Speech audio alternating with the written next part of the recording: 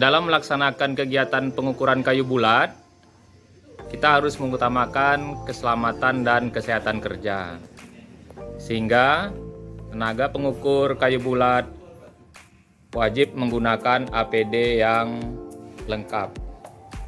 APD tersebut meliputi helm untuk melindungi kepala, lalu rompi yang sebaiknya berwarna terang agar terlihat jelas dari jauh, lalu menggunakan baju lengan panjang, menggunakan sarung tangan, celana panjang, serta menggunakan sepatu. Karena dalam proses pengukuran kayu, keselamatan pekerja tetap merupakan prioritas utama.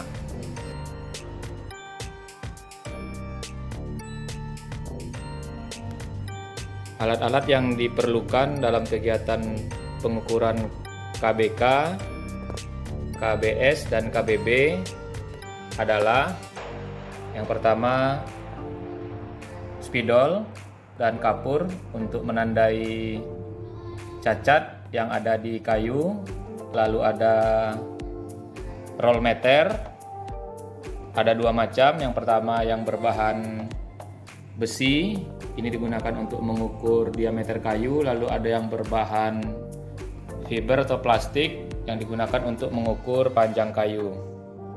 Selain itu kita juga menggunakan kalkulator untuk melakukan perhitungan volume dan cacat kayu, dan menggunakan tali sheet untuk pengukuran KBK serta KBS dan KBB. Dasar hukumnya kita menggunakan SNI yang relevan dengan objek atau kayu yang kita ukur.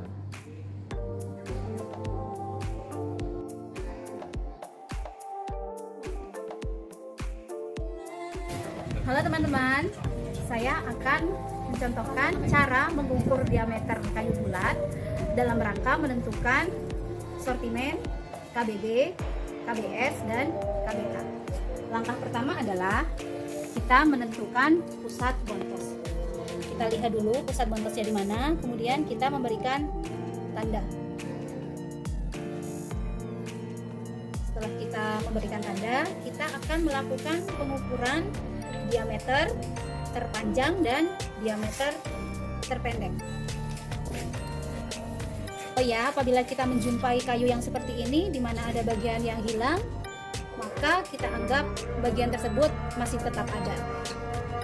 Kita akan coba mengukur untuk D1 dan D2-nya. Kita coba di beberapa titik agar tahu mana yang terpanjang dan mana yang terpendek.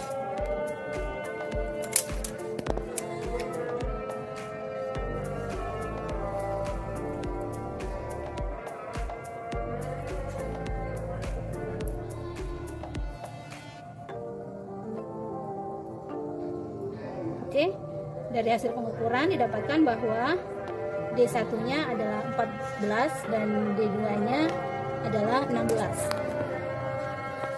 Selanjutnya kita akan mengukur diameter ujung.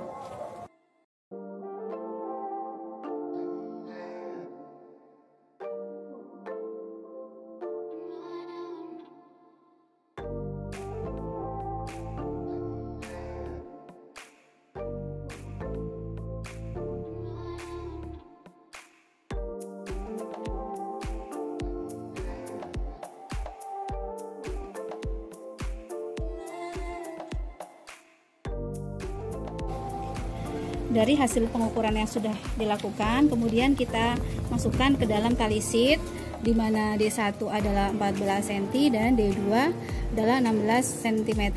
Kemudian kita akan menghitung diameter pangkal dengan cara merata-ratakannya. 14 cm ditambah 16 cm dibagi 2, jadinya 15 cm. Hal yang sama kita lakukan juga pada diameter ujung, di mana D3 adalah 13 cm dan D4 adalah 15 cm. Jadi kita rata-ratakan keduanya menjadi 14 cm. Kemudian kita akan menghitung diameter dengan cara merata-ratakan antara diameter pangkal dan diameter ujung, yaitu 15 cm ditambah dengan 14 cm, ketemunya 14,5, kita bulatkan ke bawah jadinya 14 cm. Berdasarkan hasil pengukuran, maka termasuk KBK atau kayu bulat kecil karena di bawah 20 cm diameternya.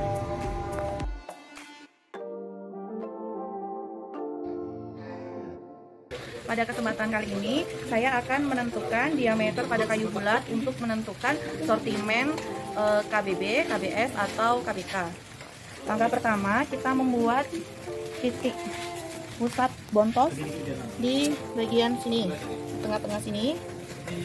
Kemudian, pada diameter pangkal ini, kita tentukan dulu diameter terpendek atau D1. Kita sebelumnya berhubung di bagian sini ada kayu yang hilang dan kurang dari setengah lingkaran, maka kita anggap seolah-olah kayu bagian hilang yang ini masih ada. Jadi kita menghitungnya dari, untuk menentukan diameter harus melalui titik yang ada pada bontos ini, titik pusat bontos. Sekitar 36 di sini. Ini 36, kita cari lagi. 37,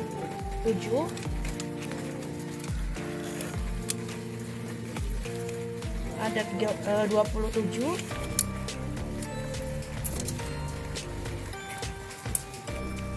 ke 32. Maka tadi yang terpendek adalah 27 dan yang terpanjangnya 37. 27 untuk D1 dan 37 untuk D2, di mana diameter terpanjang pada pangkal. Selanjutnya saya akan melakukan pengukuran diameter ujung.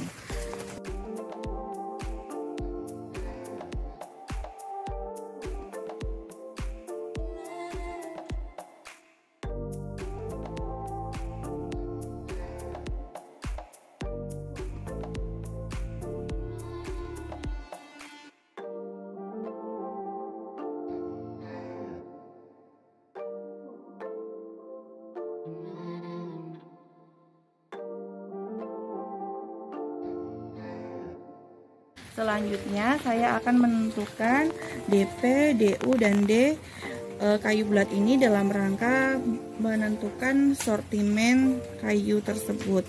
Pada di sini DP-nya diperoleh dari 27 tambah 37 dibagi 2, rata-ratanya adalah 32.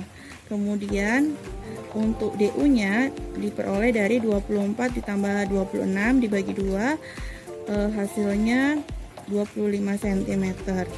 Jadi kita tentukan untuk D-nya 32 ditambah 25 dibagi dengan 2, hasilnya adalah 28,5, kita bulatkan jadi 28. Dari pengukuran diameter ini maka disimpulkan bahwa kayu bulat ini termasuk sortimen kayu bulat sedang.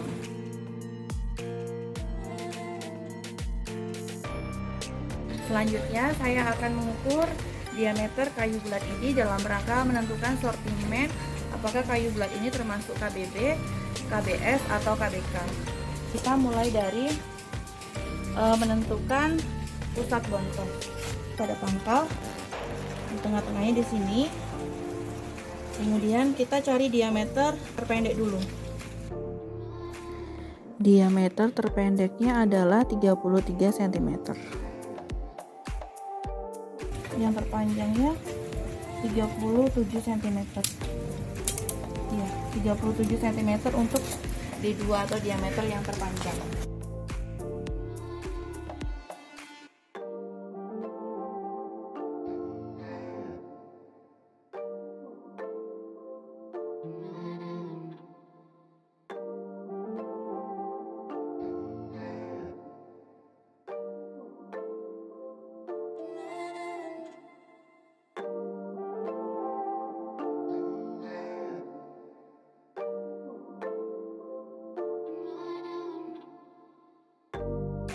Selanjutnya saya akan menentukan DP, DU, dan D dalam rangka menentukan sortimen kayu bulat ini.